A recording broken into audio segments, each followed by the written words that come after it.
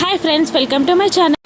అమర్ మనోహరి తలకి గన్ గురిపెట్టి, చెప్పు మనోహరి, నేను మళ్ళీ ఒకసారి అడగను, నిజం చెప్పు అని నిలదీస్తూ ఉండగా ఇక మనోహరి అమర్ని బ్రతిమిలాడుతూ ఉంటుంది. ప్లీజ్ అమర్ చెప్పు, నేను అసలు ఏం చేశానో చెప్పు, నువ్వేం అడుగుతున్నావో నాకు అర్థం కావట్లేదు అని అంటూ ఉండగా అమర్ ఇంకా కోపంగా, నువ్వు దాచిన నిజాలన్నీ చెప్పు, ఆ మీనన్కి నీకు సంబంధం ఏంటి, ఆ మీనన్తో నువ్వెందుకు చేతులు కలిపావు, అసలు నువ్వెవరు చెప్తావా లేదంటే షూట్ చేయమంటావా అని అమర్ అంటూ ఉంటాడు మనోహరిని. ఇక దాంతో మనోహరికి విషయం అంతా అర్థమైపోతుంది. దాంతో అమర్ కాళ్ళపై పడి క్షమాపణలు అడుగుతూ ఉంటుంది. ప్లీజ్ అమర్, నన్ను క్షమించు, ఈ ఒక్కసారికి నన్ను వదిలిపెట్టు అని వేడుకుంటూ ఉంటుంది మనోహరి. ఇక అమర్ దూరంగా జరిగి ఇంకా కోపంగా, అసలు ఎందుకు చేశావు నువ్వు ఇలా, మీనన్ నీకెందుకు ఫోన్ చేశాడు, పోలీస్ ఆఫీసర్ని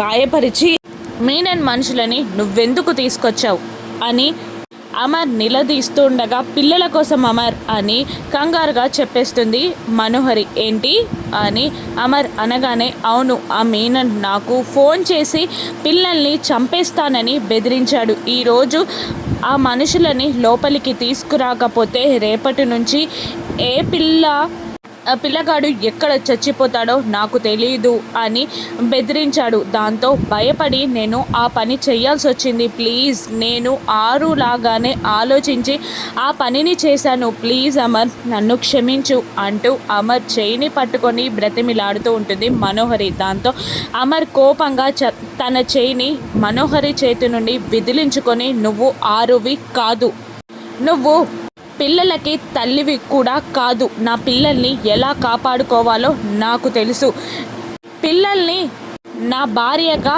బాగి కాపాడుతుంది, నేను బాగి కలిసి నా పిల్లల్ని కాపాడుకోగలం, అయినా ఇలా బెదిరిస్తే నాకు చెప్పాలి కానీ నువ్వు అలా చేయడం ఏంటి అని అమర్ నిలదీస్తుండగా, బాగీని భార్య అని నీకు నాకు సంబంధం లేదని అమర్ అన్న మాటలకి కోపంతో రగిలిపోతూ ఉంటుంది మనోహరి. అయినా రెండు చేతులెత్తి దండం పెడుతూ, నేను నీ ఫ్యామిలీ అనుకున్నాను అమర్, అందుకే అలా చేశాను, ఇంకొకసారి ఇలా చేయను, ప్లీజ్ నన్ను క్షమించు అని బ్రతిమిలాడుతూ ఉంటుంది మనోహరి. లేదు, రేపు మేజర్ దగ్గరికి తీసుకెళ్తాను సార్, ఏది ఫైనల్ చేస్తే అదే, న్యాయం చట్టం ముందు నా వాళ్ళైనా నేను ఊరుకోను, నీ వల్ల అనవసరంగా ఒక ప్రాణం పోయింది, దానికి ఏం సమాధానం ఇస్తావో, ఏం శిక్ష భరిస్తావో నీ ఇష్టం, సరే నీకు శిక్ష వేస్తారు, రేపు రెడీగా ఉండు అని అంటూ అమర్ అక్కడి నుండి వెళ్ళిపోగా మనోహరి టెన్షన్ పడుతూ ఉంటుంది. మరోవైపు చిత్రగుప్తుల వారు ఆరుకి వార్నింగ్ ఇస్తూ ఉంటారు. నీకు ఈ విషయం చెప్తే నచ్చదు, కానీ నువ్వు ఒక మండలం రోజుల పాటు ఈ శరీరంలో ఉండగలవు, ఆ తర్వాత ఏ ఒక్క క్షణం ఉన్నా అది అనామిక ప్రాణానికి ఆయుక్షీణమే, నువ్వున్న ప్రతి క్షణం ఆ అమ్మాయి ఆయుష్ని నువ్వు తీసుకున్నట్టే అని అంటూ ఉంటారు గుప్తా గారు ఆరుని. నాకు తెలుసు, నేను అంత పని చెయ్యను, ఆ అనామిక ప్రాణాన్ని కాపాడడానికే నేను అలా చేశానే తప్ప వేరే ఉద్దేశం లేదు.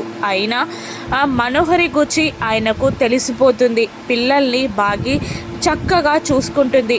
ఇంకొక విషయం, ఇంకొక మాట అంతే, నా చెల్లిని ఆయన్ని కలపాలి, ఆదరిస్తున్నారు, అభిమానిస్తున్నారే తప్ప ప్రేమించట్లేదు, దగ్గరికి తీసుకోవట్లేదు, వాళ్ళిద్దరినీ కలిపిన మరుక్షణమే నేను ఇక్కడి నుంచి వచ్చేస్తా అని ఆరు చిత్రగుప్తులతో అంటూ ఉండగా, నీ దగ్గర టైం ఎంత ఉందో చూసి మెలుగు బాలిక అని చిత్రగుప్తుల వారు కూడా అంటూ ఉంటారు. ఇక అమర్ డ్యూటీకి వెళ్ళడానికి రెడీ అవుతూ ఉంటాడు. సాక్సులని వేసుకొని బాగి ఫైల్ అని అరుస్తాడు. కానీ బాగి ఎఫ్ఎంలో ప్రోగ్రామ్ చేయడానికి వెళ్ళిపోతుంది. తను ఎఫ్ఎం స్టేషన్కి వెళ్ళింది కదా, అయినా బాగి ప్రోగ్రామ్ వచ్చే టైం అయింది కదా అని నవ్వుకుంటూ ఎఫ్ఎం స్టేషన్ని ఆన్ చేసి సాక్సులు వేసుకోకుండా డ్యూటీకి వెళ్ళకుండా ఫోన్ని పట్టుకొని అక్కడ కూర్చుంటాడు బెడ్ పైన అమర్. ఇక బాగి కాఫీ కబుర్ల ప్రోగ్రామ్ స్టార్ట్ చేస్తుంది. ఒక ఆవిడ ఫస్ట్ కాల్ చేస్తుంది. ఇక ఎక్సైటింగ్గా మాట్లాడుతూ ఉంటుంది బాగి. ఇక ఆడవాళ్ళ ముచ్చట్లో పడిపోతారు. మీ ఆయన ఎలా ఉంటారని, ఆవిడ అడుగుతూ ఉండగా బాగి సమాధానం ఇస్తూ ఉంటుంది. మా ఆయన మాత్రం ఎప్పుడు మూడిగా అని మూతి గంభీరంగా పెట్టుకొని ఉంటాడు అని ఆవిడ చెప్తూ మీ ఆయన ఎలా ఉంటారు అని అడుగుతూ ఉంటుంది బాగిని. కానీ బాగి చాలా కూల్గా మా ఆయన ఎప్పటికీ నవ్వుతూ ఉంటారు, ఎప్పుడు నాతో గడపాలని ఉంటారు, ఎప్పటికీ నన్ను ప్రేమిస్తూనే ఉంటారు. ఇప్పుడు కూడా నా ప్రోగ్రాం వింటూ డ్యూటీకి వెళ్ళకుండా సాక్స్లని పక్కన పెట్టుకొని నా ఎఫ్ఎం ప్రోగ్రాం వింటూ ఉంటారు మా ఆయన అని బాగి చెప్తుండగా అమర్ ఆ మాటలన్నీ వింటూ ఇది కావాలనే చెప్తుంది అని ముసిముసిగా నవ్వుకుంటూ ఉంటారు అమర్. అలా వాళ్ళ కాన్వర్జేషన్ని బాగి ప్రోగ్రామ్ని చూసి చాలా సంబరపడిపోతాడు అమర్. తనలో తానే చిన్నగా నవ్వుకుంటూ ఉంటాడు.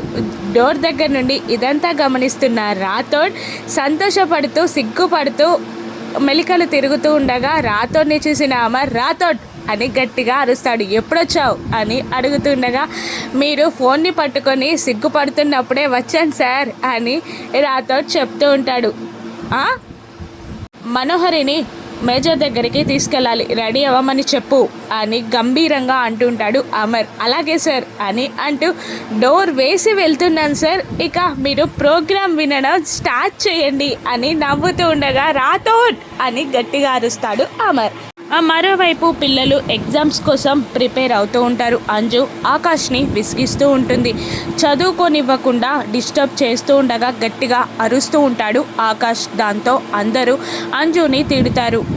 ఇక అస్తమా స్టార్ట్ అవుతుంది ఆకాష్కి. వాటర్ ఇవ్వనా అని అంటుండగా వద్దు అని ఆకాష్ అరుస్తూ ఉంటాడు. ఇన్హేలర్ ఇవ్వనారా అని అంటుండగా వద్దు అని అరుస్తూ ఉంటాడు ఆకాష్. నువ్వు కూల్ అవరా, మేము రూమ్ నుండి వెళ్ళిపోతాం, నీకు ఆటే కావాలి కదనే అంజు, వెళ్దాం పదా అని అంటూ వాళ్ళు బయటికి వెళ్ళి మాట్లాడుకుంటూ ఉంటారు. అదే టైంలో ఆకాష్కి అస్తమా ఎక్కువై అక్క అక్క అని పిలుస్తున్నా కూడా వాళ్ళు పట్టించుకోకుండా కిందికి గార్డెన్లోకి వెళ్ళి ఆడుకుంటూ ఉంటారు. పాపం బెడ్ పై నుండి ఆకాష్ కింద పడిపోతాడు.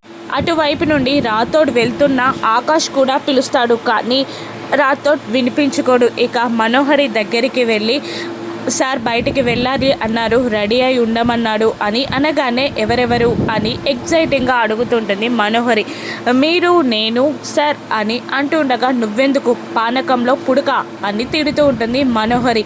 మీరు వెళ్ళేది షికార్కి కాదు, మేజర్ దగ్గరికి. మీరు మీనన్ మనుషులతో చేతులు కలిపారు కదా, ఆ విషయాన్ని మా సార్ మేజర్తో మాట్లాడుతున్నారు అని అంటుండగా ఇప్పుడు ఏం చేస్తారు, ఎటువంటి ప్రాసెస్ ఉంటుంది అని మనోహరి అడుగుతుండగా మా మేజర్ గట్టిగా అడుగుతారు, లేదంటే పోలీసులకు అప్పచెప్పి 3rd డిగ్రీ ఇన్వెస్టిగేషన్ చేపిస్తారు అని రాతో చెప్పగానే భయంతో వణికిపోతూ ఇక నేను వెళ్తాను అని అంటూ మనోహరి రూమ్లోకి వెళ్ళి డోర్ వేసుకుంటుంది. ఇక ఫైల్ కోసం పైకి వెళ్ళిన రాథోడ్ ఆకాష్ కింద పడిపోవడం గమనించి ఆకాష్ బాబు అని గట్టిగా అరుస్తూ అందరినీ పిలిచి బెడ్ పైన ఆకాష్ని పడుకోబెడతాడు రాథోడ్. ఇక అందరూ ఆ కేకలు విని ఆకాష్ దగ్గరికి చేరతారు. ఆకాష్ని ఇప్పుడు ఎవరు కాపాడుతారు?